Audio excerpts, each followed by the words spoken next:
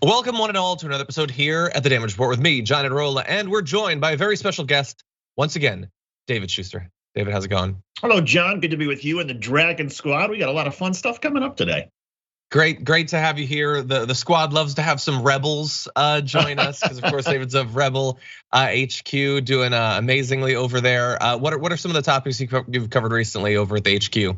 I just put together a 7-minute video on Lauren Boebert. I was, for many years I thought that Louis Gohmert was the stupidest member of Congress, but after going through all the tapes and all the reels, Lauren Boebert by far is the dumbest and the most ignorant, and we explain in 7 minutes in today's video, so everybody should check it out. That is a fascinating question. Obviously, we have way more experience with Louis Gohmert, and Louis Gohmert has said some really dumb stuff. But Lauren, it's definitely a different flavor of stupid. Louis Gohmert is more of that sort of folksy, I kind of get on some level that I'm dumb. Right. Whereas Lauren Boebert's very like sassy, I totally am not aware that I'm coming up short here. So I don't know, maybe we could do a poll on Twitch. Well, what did it for me was Lauren Boebert said just a couple days ago to Mike Huckabee, she compared herself to Jesus Christ about whether or not she should tone it down. She says, well, Jesus didn't tone it down. I'm thinking, well, if you're really gonna compare yourself to Jesus, maybe there's some other things about Jesus that she ought to know. So anyway, it's a fun video. Yeah, no, that's the only one, is that he didn't tone it down. He's basically the Joe Rogan of his time. He was just having open, fun conversations. She also said on Twitter that the Constitution never evolves, which anyway.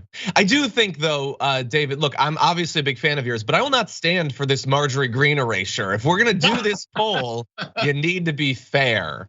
Well, it's one of these things where one of them takes the lead for a couple days and then the other one says something or tweets something and then takes the lead back. So at least for now, until Marjorie Taylor Greene opens her mouth again or tweets something, for now, Lauren Boebert is the dumbest member of Congress, but that may not last. That's true. And of course, we can't forget that Donald Trump has said a lot of really stupid stuff in his life as well. There's a lot of competition on that. But in any event, thank you for joining us. Of course. That goes out to you, David, of course, but also the audience, thank you for being here. We've got a lot that we're gonna be talking about through the course of the next 90 minutes. Not only the old crow claiming his nickname and attacking Donald Trump, what's coming from the Cuomo brothers. We've got some updates there, infiltration of the progressive movement, as well as you thought, John, it was already kind of weird how much you were talking about postal trucks and how passionate you got about it, but we've actually got maybe even worse information coming this time. So all of that is coming up, as well as we are regrettably limited to only 1 hour of David today. But that means there's still like 25, 30 minutes of the show. So we've got a special little treat planned for you, maybe a little guest, we'll see. Okay, Brooke is asking about the poll on Twitch. I would like it if you were paying attention. So thank you. I don't know if you were. I don't know if she was on or if she's, because there's a lot of chat going on. Anyway, we will see. Maybe people in the chat can fill her in. But with all that said, if you wouldn't mind hitting the like button and sharing the stream, that would be great. And David, with that said, would you like to jump into some news? You know what? I actually don't have it right in front of me. For some reason, I thought you were gonna lead. Okay, I will, I guess. Okay. With that said, I'll leave. Well, let's talk. I tell you what, I'll suggest it. Let's talk about Mitch McConnell. Okay. No, I'm actually ready to go with that. I think that's perfectly in our wheelhouse. So with that, let's jump into this. Okay. Well, let me give you my view of what happened January the 6th, and we're here. We saw what happened. It was a violent insurrection for the purpose of trying to prevent the peaceful transfer of power after a legitimately certified election from one administration to the next. That's what it was. With regard to the suggestion that the RNC should be in the business of picking and choosing Republicans who ought to be supported, traditionally the view of the National Party committees is that we support all members of our party, regardless of their positions on some issues. Do you have confidence in her, Ronna McDaniel, chairwoman of the committee? I do, but the issue is whether or not the RNC should be sort of singling out members of our party who may have different views from the majority. That's not the job of the RNC. Okay, so that is Mitch McConnell, leader of the Republicans in the Senate, responding to a couple of different things that have been going on in the GOP recently. Obviously, the censure of people like Representative Kinzinger and Cheney, but also the RNC coming out with that statement that like, nah, January 6th was great, totally legitimate, it was the best. So he disagrees with those. So David, how much credit do you give Mitch McConnell for these positions? I don't think this is exactly a profile in courage, and it's the same thing that I think we saw with Mike Pence, who's one of the more conservatives that are out there. The polling in the Republican Party has shifted dramatically over the last 6 months. Maybe it's because of the January 6th committee, all the revelations that have come out, all the revelations that are coming, but there's blood in the water surrounding Donald Trump. And if you go back to say October 2020, it was something like 55% of the Republicans identified first with Donald Trump and the party second. And it was like 35% identified first as Republicans. That's now flipped. Now it's only about 35% that identify first as with Donald Trump. 55% identify first with the Republican Party. Republican leaders see this. They see Donald Trump still having a very committed base, but a base that is getting smaller. And for Mitch McConnell, for Mike Pence who wants to run for president, not having Donald Trump at the top of the party would be a godsend for them. And they finally see that they've got some political cover because of how people feel about Donald Trump to go ahead and distance themselves from the president. So I don't think that's certainly a profile in courage at all. Mitch McConnell is still going to hedge his bets, but he's certainly seeming more comfortable to distance himself from Donald Trump. Mm-hmm. Yeah, the poll, the change in the polls that you referenced there, I'd seen that too, and it's definitely interesting. I don't think it got as much recognition as I think it deserved, but it is coming at the end of a year which represented the least Donald Trump we've experienced for about half a decade. Do you think that number could just as easily reverse itself once we get towards presidential campaign season and Donald Trump is suddenly popping up every single day? You know what? I don't think so, for the simple reason that I have a feeling that the January 6th committee is going to dominate more of the headlines than Donald Trump can sort of drive the headlines. I mean, if you go back to Donald Trump's first campaign, of course, every time he would open his mouth and he had these incredibly engaging and sort of fun to watch, fun being the strange word, in terms of his rallies, and he could just sort of control the media and everybody gave him a lot of attention. Now the media is not giving him so much attention, but they are giving a lot of attention to what the January 6th committee is doing. And the committee is likely going to have subpoenas for Ivanka Trump, for Sean Hannity. There's all sorts of indications now that Donald Trump was far more involved in organizing and planning and encouraging people to storm the Capitol. And as that starts to come out, as that narrative starts to be sort of occupy the media space, I think a lot of Republicans, they want to just move on from January 6th, whether they feel it was justified or not. They don't want to talk about it. And the more that it is talked about and Donald Trump is associated with it, I think that causes Donald Trump's numbers to sort of further go down. Again, it doesn't eliminate Donald Trump, but I think it provides some cover for a lot of Republicans. Yeah, and maybe that's as simple as it is, that Mitch McConnell feels a little bit freed up to identify it for what it actually is. It was a violent insurrection. I know I forget, it was one of the idiots on the right was coming out today. It was like, no, you can't call it that because it had no chance of succeeding. Okay, well, we're not responsible for the fact that they're incompetent and that their eyes are bigger than their stomachs. Like, okay, you failed. You still wanted to do it. Attempted murder is still bad. I'm not a lawyer, but I believe that's basically how it works. Well, Mitch McConnell also sees that he doesn't want Senate Republicans to get murdered politically. And he's looking at, well, he might be able to pick up enough seats to be able to become the Senate Majority Leader again. But the polling also suggested, to the extent that the political world is focused on Donald Trump and not focused on the Democrats. Republicans want voters to think only about Joe Biden, think only about inflation, think about the things that Joe Biden has done wrong. Every time that Donald Trump enters the conversation or look back at Donald Trump or January 6th enters the conversation, Republicans feel their possibility of taking control of both the House and the Senate starts to slip away. And that's another reason, Mitch McConnell's also got some moderate Republicans, who are more centrist, who are not exactly Trump supporters, who are also up for re-election. He's trying to protect them as well. Yeah. Although I do want to add to, him being willing to identify that and saying, hey, let's not necessarily excommunicate our members, just because they agreed with my assessment of what January 6th was. And by the way, that's basically what they've done. The censure resolution he was referring to there says that the RNC shall immediately cease any and all support to Cheney and Kinzinger. Says that they had crossed a line. Okay, well, so he's saying don't do that. But to be fair, while Mitch McConnell does identify January 6th as a violent insurrection, as Sophie pointed out in our production doc, there are a couple of additional facts about Mitch McConnell that you should probably take into account. One is that he's totally fine with all of the Republicans running for office agreeing with the same lies that led to January 6th. He's not saying we need to do a better job of weeding them out or we need to be more supportive of primary challenges to Josh Hawley or Ted Cruz. I mean, they supported the insurrection. So with that, he still supports Donald Trump. Like they're arguing or whatever, but if Donald Trump runs in 2024 and he's the nominee, McConnell is gonna support him. That is just very clear. And despite the fact that he identifies January 6th as having been an insurrection, he has no interest whatsoever in it being investigated. He didn't want the commission that you were just talking about to actually exist. So you're saying it was a violent insurrection, but none of your other actions seem like they would naturally follow from what you've identified. You seem pretty cool with it, even if you might identify it as an insurrection. Well, and that raises the $1 million question I'll pose to you, and that is, I mean, Mitch McConnell obviously wants to hedge his bets and protect himself just in case Donald Trump wins the nomination and wins the presidency again. Given the sort of war of words between Donald Trump and Mitch McConnell, do you think McConnell is hedging his bet successfully? Do you think that Donald Trump will forget about what he sees as Mitch McConnell crossing him right now, 6 months, a year in the future?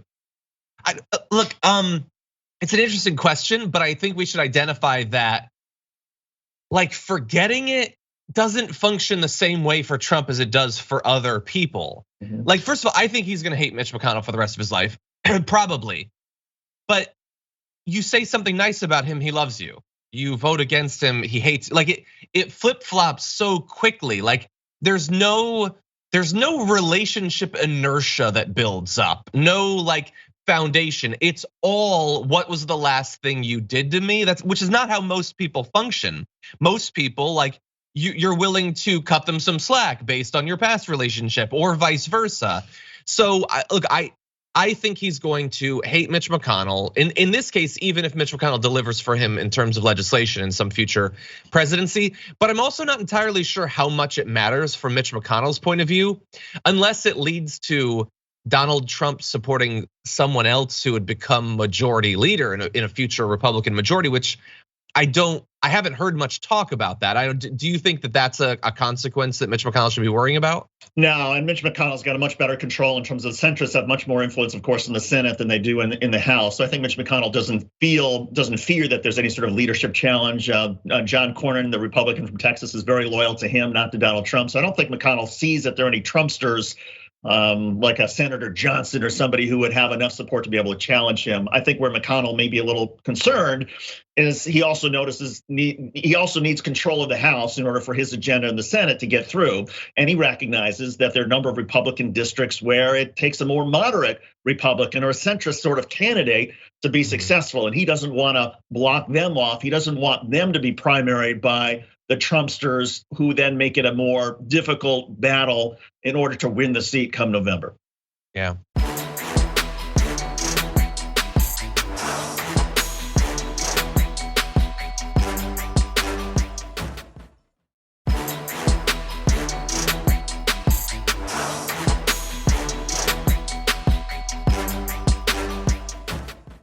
I want to jump into something ridiculous for just a few minutes. Let's talk about this.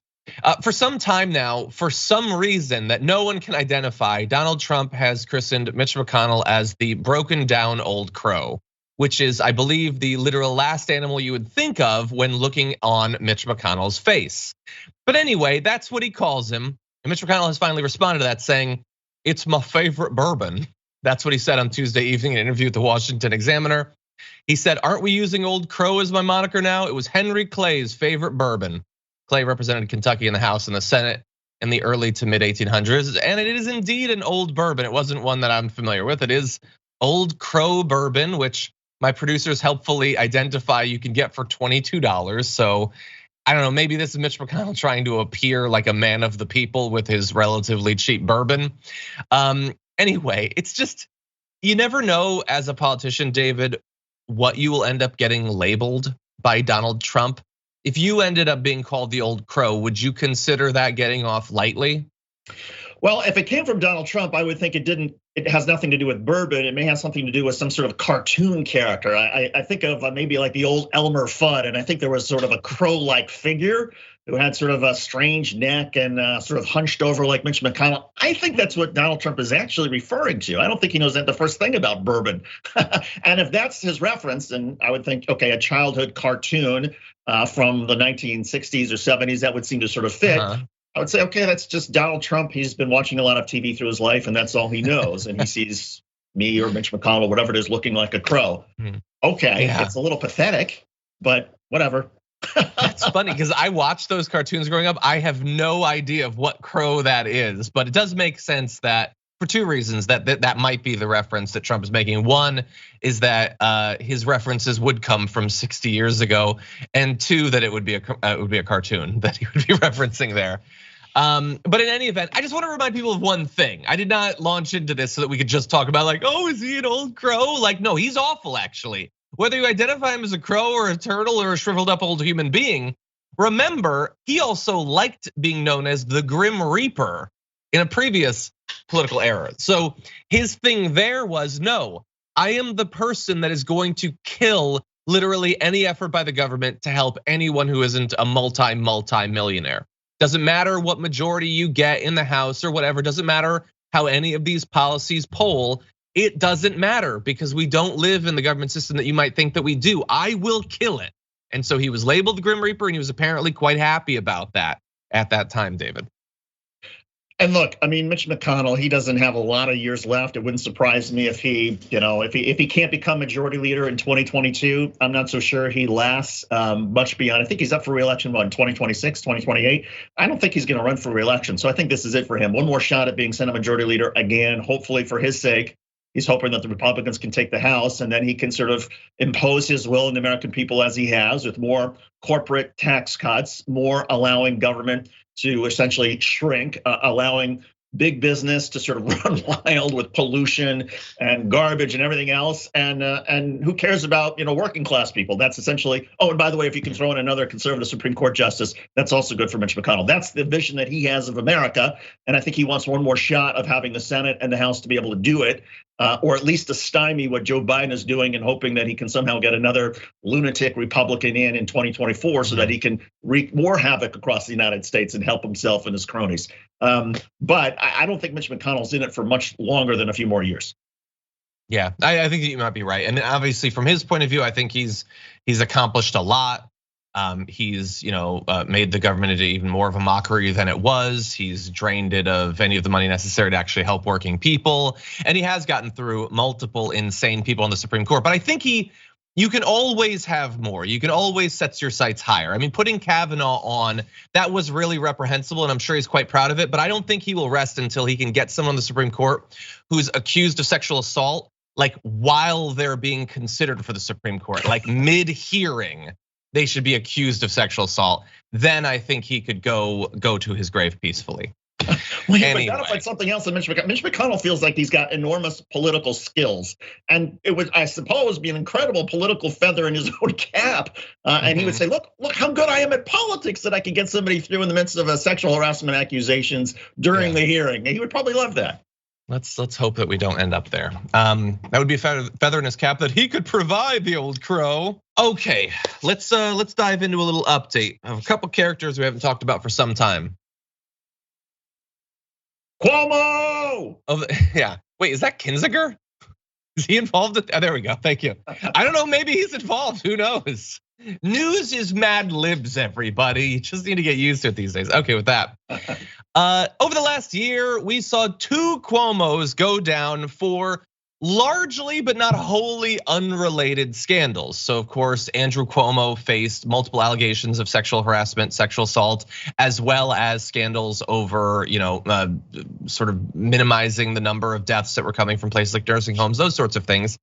And then Chris Cuomo had his problems as well. And all of this we've covered in depth. They have both receded from public view over the past few months. That said, that might not be forever. So we're finding out now that some political operatives who've spoken with this is Andrew Cuomo on this side, or his aides, say they think he's considering a run for attorney general this year against Miss Letitia James, who, by the way, he has dispatched allies of his to complain about her, to attack her, because of course she was involved in the investigation into the allegations against him. So I don't know, David, if that's gonna happen, that run, but if it did, that is a very interesting circumstance to be going up against the person who is investigating you. We don't see that very often. Yeah, a certain level of audacity there, but maybe we shouldn't be surprised, John. I mean, I work for a guy named Eliot Spitzer, the former governor of New York, who was client number 9 because of prostitution, and he had his career rehabilitated sort of because of, hey, CNN gave him a show,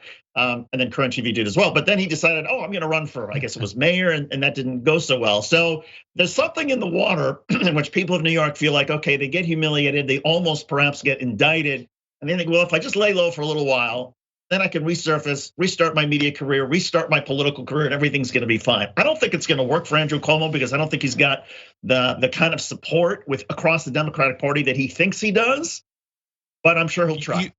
You mean you're referring there to like institutional support? Yeah, institutional. I mean, there are a lot of Democrats that he infuriated over the last several years. A lot of people that claim that he forgot them. There are a lot of people who feel like he stepped on some toes, that he was an abusive boss, that there are people who went to work for him who didn't have a good experience. I think all those stories are sort of still out there and will hang in the air pretty heavily against him. And so while he may think, oh yeah, I can just sort of waltz into a race for the Attorney General's office, I think there might be some financial people, some strategy people, some operatives who are not so keen to that because they've had friends and relatives who have worked for him who didn't have a very good experience. Interesting. Okay, well, I'm gonna give some of the evidence that might bolster his case a little bit, and then we can see what we think. So let's see. He spent more than $1 million from his campaign account since leaving office, which wasn't that long ago. He still has $16 million on hand, according to the State Board of Elections, which seems like a good amount of money for a run like that. Nearly $900,000 went to his lawyer, Mrs. Glavin, with additional outlays to his spokesperson's firm and for letters sent to voters, according to board records. So some of that money was spent subsidizing the people who were going out and spreading, like reasons to question his accusers or James herself. And a poll from the Siena College Research Institute back in September found that New York Democrats believe that he should have resigned, 55% to 35%, but Democrats still rated him more favorably than unfavorably in September and October Siena polls, which by the way is not necessarily what we might have expected coming out of a scandal like that, but that also means he is way more accepted by his state's Democrats than like Kyrsten Sinema is, and she hasn't resigned, she's still in office. So if the approval numbers are still looking good, like how do you balance the party maybe having a bunch of issues with him and maybe being worried about having him and his issues be attached to them again, versus he's looking out there at the polls and the money he has, and maybe that is enough for him to think that he can make a run at it? Oh yeah, I have no doubt that he thinks he can make a run, both between his money, between some of the people who are going to tell him, yeah, go for it. And you know what? He may think, even if I do have some of this baggage, even if he does have the self-awareness to realize that he has alienated a lot of people within the Democratic Party, he may think, so what? Sometimes it's not just Andrew Cuomo versus Andrew Cuomo. There's going to be a real opponent, whether it's James or anybody else. And sometimes you luck out because your opponent does not run a very strong campaign, or because the political winds change, or because circumstances. And the fact of the matter is, there still are people in New York who remember how Andrew Cuomo did at the beginning of the pandemic and made them feel safe, even if he made things worse for people in nursing homes. But so he still gets some credit, and he may think, hell, never mind, the Democratic institutions that may be aligned against me, or the people who are saying bad things about me. I still have a base of support out there within the Democratic Party. I'm still popular. I have a lot of money. I don't care whether the institutional part of the Democratic Party is against me. I'm still going to run. Yeah, maybe.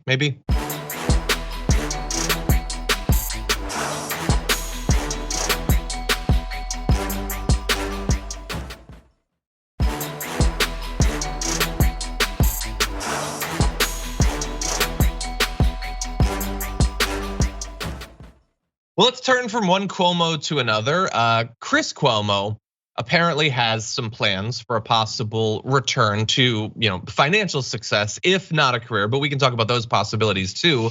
Multiple sources apparently are telling Page Six that Chris Cuomo is ready to dig in his heels by claiming that Zucker, former head of CNN, not only knew about his dealings with Andrew Cuomo, which was one part of the scandal that saw him stepping down, but that the network boss had his own inappropriate dealings with Andrew. He is prepared to demand not the $18 million that are currently left on his contract or were when he stepped down, but as much as $60 million. The source told Page Six he wants Megyn Kelly money. So I don't know, what do you make of that? Like, he did have a significant portion of his contract still left to go. He apparently wants more money than that. What do you think the odds are of him getting that?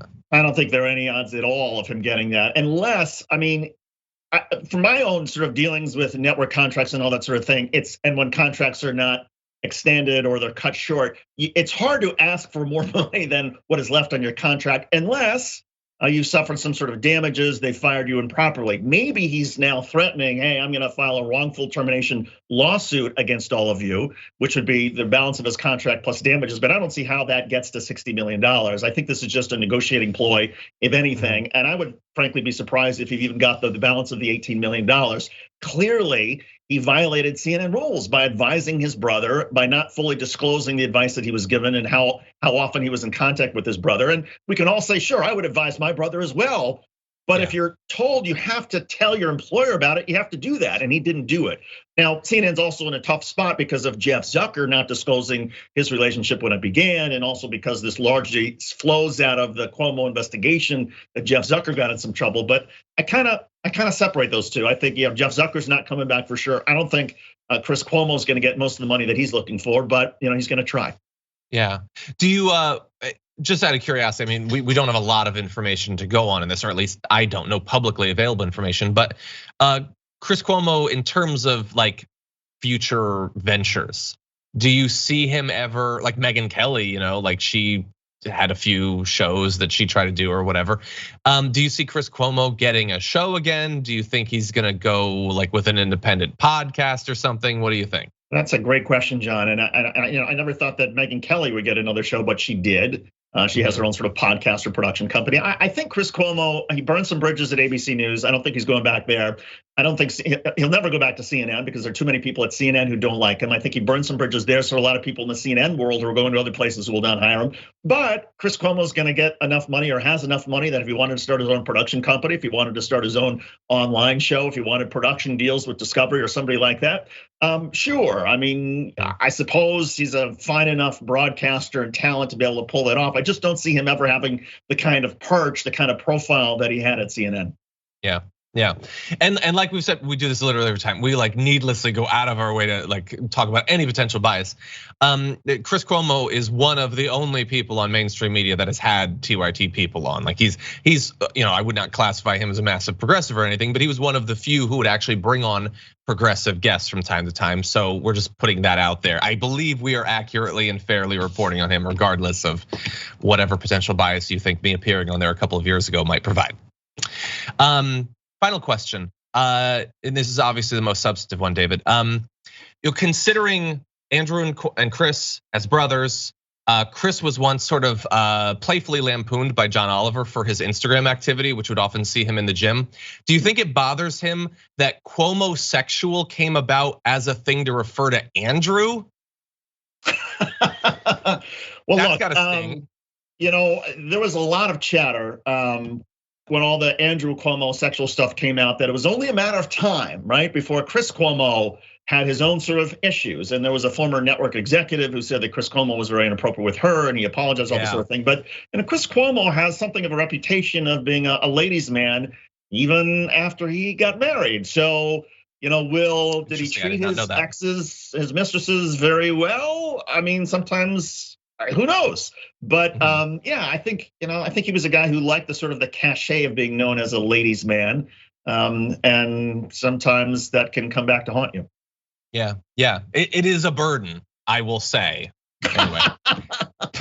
Anyway, with that said, that's potentially the futures for them. We will see. Nobody really goes away in American politics. I mean, even Sarah Palin came back eventually. So just bear that in mind.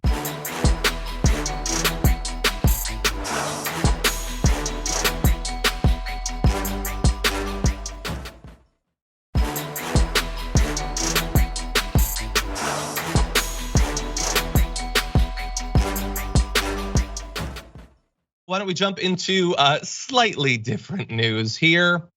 You remember Erik Prince? So under investigation by the Justice Department, formerly of Blackwater, involved in a whole bunch of real world awful stuff, and then a bunch of stuff which I am pretty sure is just a series of log lines for sort of quasi sci-fi, military, private, whatever, adventures abroad. Anyway, he also had some plans domestically to infiltrate different groups, including Democratic campaigns, progressive groups, and some Republicans not seen as sufficiently loyal to Donald Trump. So there's some great New York Times reporting on this that we want to tell you about. Obviously, more details are available at the New York Times if you'd like them. But they reported yesterday that Erik Prince helped former British spy Richard Seddon in his operation that sought to surveil liberal organizations, Democratic operations, and individuals opposed to then President Trump in an effort to gather unfavorable information that could be used against politicians and activists across the country. They say that Prince became the operation's celebrity pitchman and fundraised for the spying effort. They say that the two said the goal of the private spying operation was to gather dirt both on Democrats and rhinos, slang in conservative circles for Republicans in name only. The plan was to begin in Wyoming, they said, and expand operations from there. And so there's some concerns around some campaign donations they made that in theory might violate federal campaign finance laws. But the idea was that they were going to either place or flip undercovers in these different places to develop attachments with individuals and organizations and then provide information back.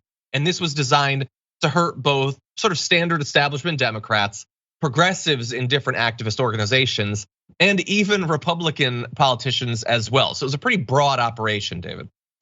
I'm not surprised by the cloak and dagger nature of what Erik Prince would be involved in. I am a little bit surprised in that I'd heard that he was a fairly smart guy, and this sounds pretty stupid. I mean, what is it that you're afraid of in Wyoming? I mean, you really think that Wyoming is going to trend and become a democratic state like Colorado? No, of course not. So the lengths that he went, and by enlisting Project Veritas and some of the others, sure, that's the world that I suppose he lives in, and nobody should be surprised. But he would do all this sort of subterfuge and everything else. But what, again, I just can't figure out, you're that afraid of progressive groups, you're that afraid of Democrats making inroads in a place like Wyoming, you're that afraid of anti-Trump Republicans, and this is your way of dealing with your anxieties and fears? That's just weird. Am I wrong? Yeah, I mean, the Wyoming thing is the weirdest thing. It's so weird to conceive of, oh my God, it's on the precipice of flipping blue or even purple, that it makes it seem as if it's got to have been a personal thing, right? Maybe not for Erik Prince, but for somebody involved in this, like to want to take down the governor, Mark Gordon. I feel like that had to have been a personal thing. I don't know. Maybe more reporting will come out. And look, of course, there are versions of this that are not necessarily as surprising or as reprehensible. I mean, everybody wants to get information, clearly. That's what a lot of reporting is based on. That's certainly, like, political dirt is not a new thing. There's just something about it being so like intentional and organized and well-funded and potentially long-term. It reminds me of, I'm not sure if you were familiar, a few weeks ago, there was that story about, I think it was an operative working with like British intelligence who had like lived a double life in British environmental organizations, even like doing long-term relationships with women who were activists in the movement while he was married, like as a spy. It just, there's something so dirty about it. Like, and I have to imagine that if you're in some of these states or if you're in one of these organizations, if you're reading this, you're probably looking around and wondering, like, am I 100% sure that I can trust all of these people, especially newer people that maybe they're not just here to try to get information and trap us or whatever. Well, that's a good point, because it sounds like this goes beyond just infiltration. I always figured with Project Veritas and some of the others, it wasn't just about humiliating what they described as the liberal media. They wanted to blackmail them. They wanted to have something on camera where they could go back to the organization and say, okay, pay us a lot of money or whatever it is. And I almost get the sense with Erik Prince that for him, it wasn't also just about infiltrating and gathering information, that maybe his way of operation is to gather terrible things about people and then go back to them and say, okay, now pay me off. That's how we're going to do business. Otherwise, I'm going to destroy you. And maybe he would destroy them anyway. There is a sort of a darker element, a shadier element when it goes that far. And it certainly seems to look that way, because on the surface, it doesn't seem like this was just looking for information, just trying to understand why progressives were making the pitches that they were. Yeah, no, you're totally right. That's that layer that takes it beyond just normal politics. I do think that there's one other layer that we should identify, though, which is like all of that is reprehensible, but in theory, some of it you might think, well, if the stuff is true, it's true. But as you point out, they're involving Project Veritas, which frequently lies and edits things incredibly deceptively, dishonestly. So it's almost one thing if it's just intelligence gathering, but if it's like deceiving people about the intelligence that you've gathered, that's even worse. It's just, there's seemingly no end to the different ways that this is disgusting. It's a nasty, nasty parfait in that way. And there's a silliness to Project Veritas with like their silly little nicknames they give each other. I guess this British spy in this particular case who worked for them was known as Kimchi. Okay, was he Korean American, whatever? Fine, but it's almost like they enjoy playing this role of being like a 007 type of international agent who goes undercover, and that's just kind of sad.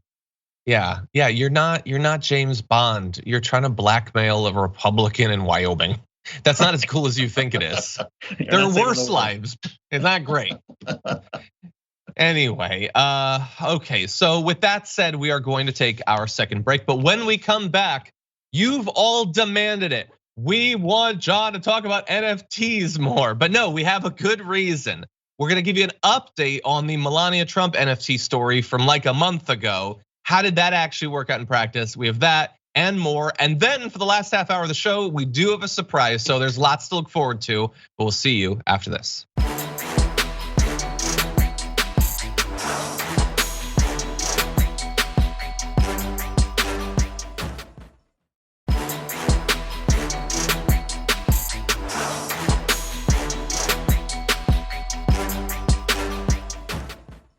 Okay. This last block that we have with David is like, it feels like so TDR, these two topics back to back. We're gonna be talking about NFT scams and postal vehicles.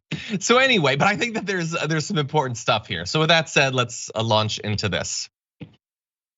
Not long ago, Melania Trump launched an NFT. Why not? Every rich person is doing it. It was expected to bring in about $170,000, maybe a little bit more, maybe as much as $250,000. And for that, what do you get? Well, the artwork is called Melania's Vision, and we were told it embodies Melania Trump's cobalt blue eyes, providing the collector with an amulet to inspire. And that amulet comes in the form of, I'm assuming, a JPEG of this. So you can see these eyes.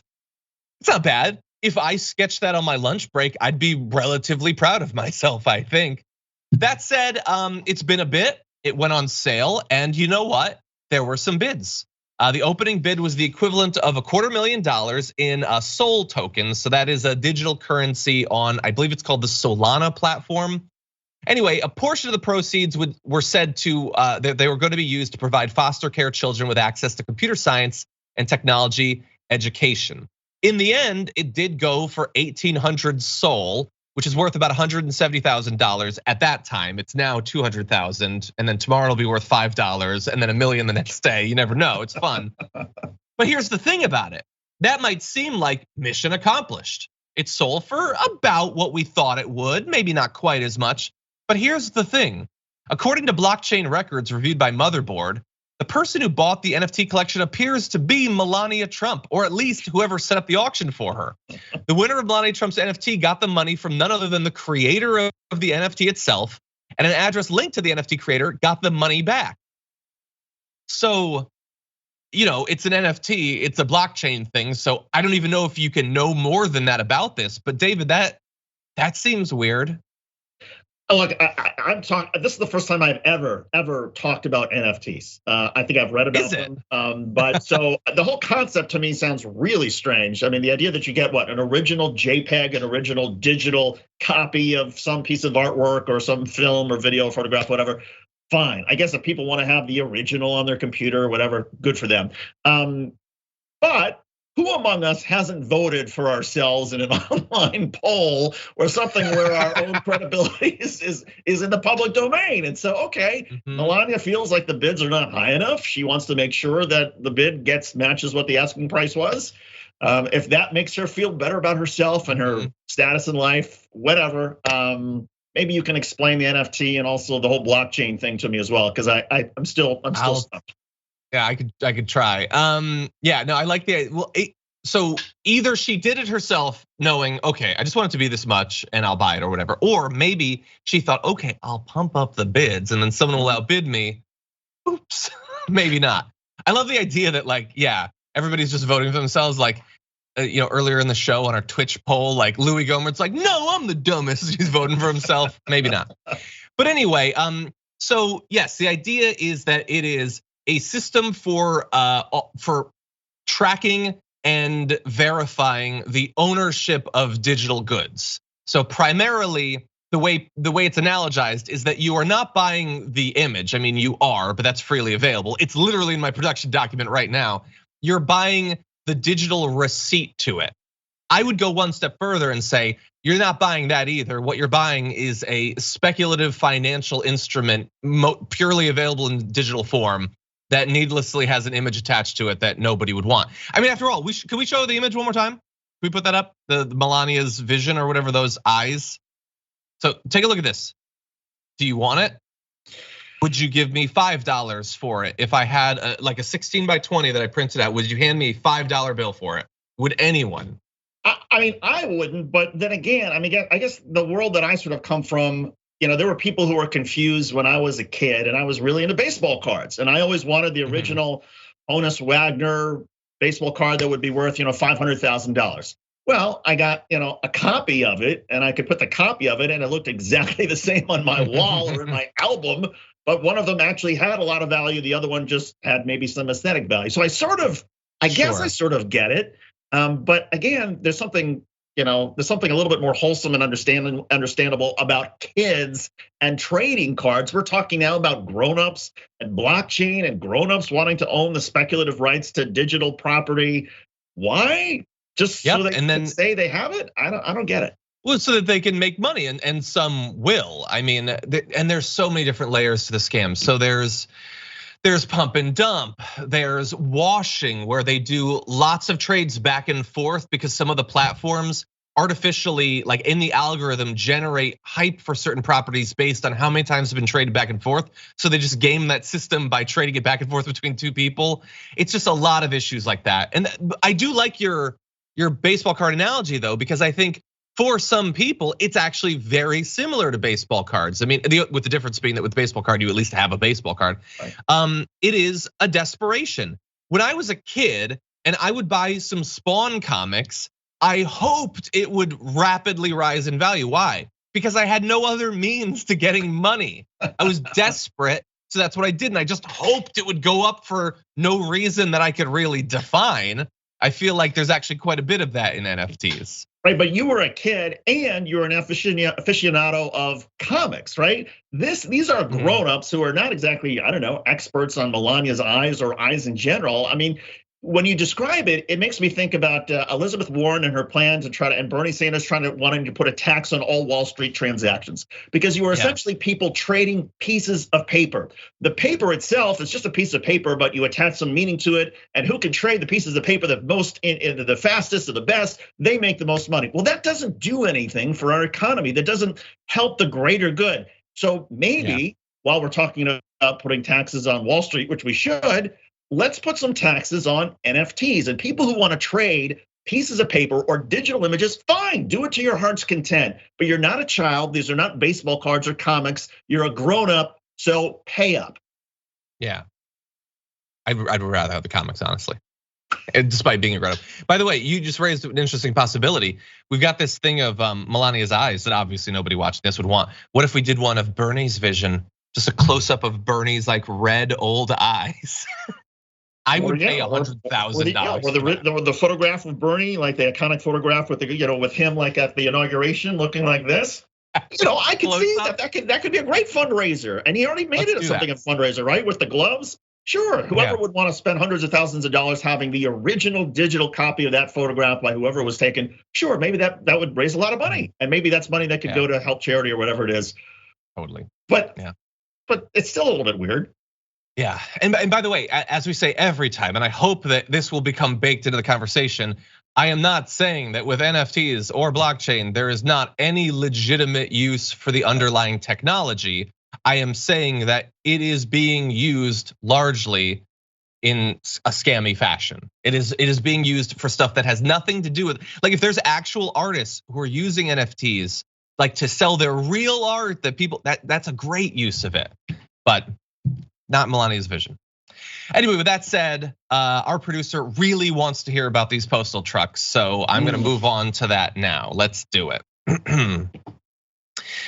Just last week, we talked about the controversial plan to kind of upgrade the Postal Service's trucks. We've shown you what they look like. Here's a photo of the new trucks. It's they went in a direction, I will say that. Okay, that's not actually it, but you can see here the duck-billed postal truck that they're going to be putting out. Anyway, the appearance is not the important part. The important part is that they're going to be buying about 165,000 new trucks. Only about 10% of them will be electric.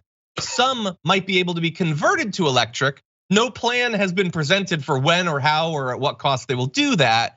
And with the AC running, it gets only like 0.4 mile per gallon more than the one that they used to use. And that's still less than 9 miles per gallon. But that's all baked in, that's all terrible. Here's a new detail of how intentionally terrible this is. According to its environmental review of the procurement of these new trucks, the new gas delivery trucks have a new curb weight of 5,560 pounds and a payload of 2,941 pounds for a combined vehicle weight of 8,501 pounds. That is almost double the weight of the current USPS delivery vehicle, the LLV. So what does that matter? Why would we care? I mean, sure, it's heavier, but what's the difference? It's not just heavier. It is exactly as heavy as it needs to be to screw everyone over, including the environment.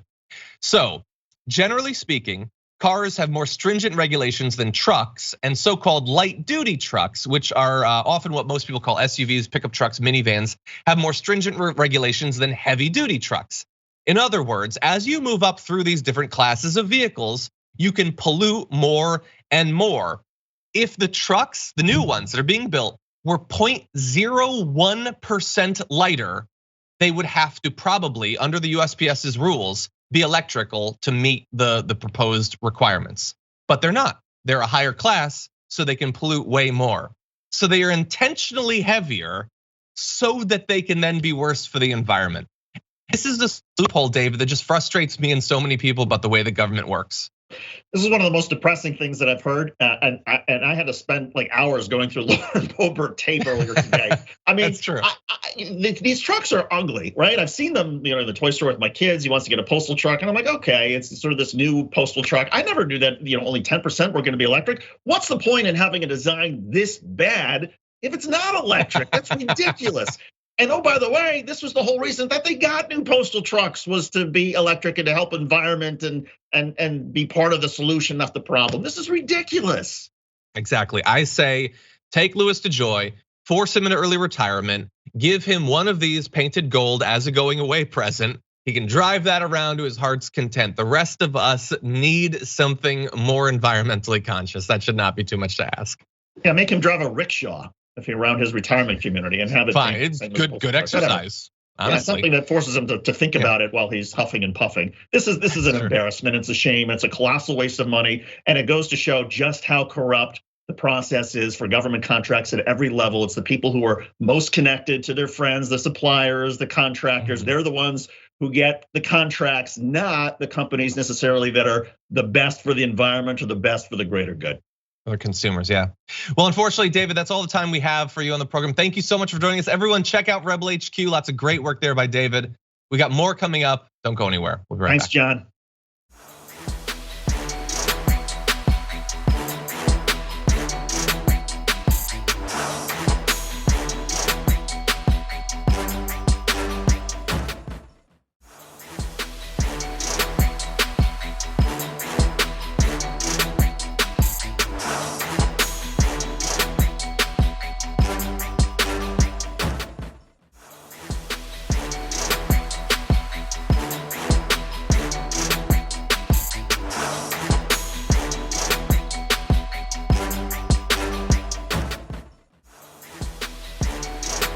Thanks for listening to the full episode of The Damage Report. Support our work, listen ad-free, access members-only bonus content, and more by subscribing to Apple Podcasts at apple.co/TYT. I'm your host, John Adarola. I'll see you soon.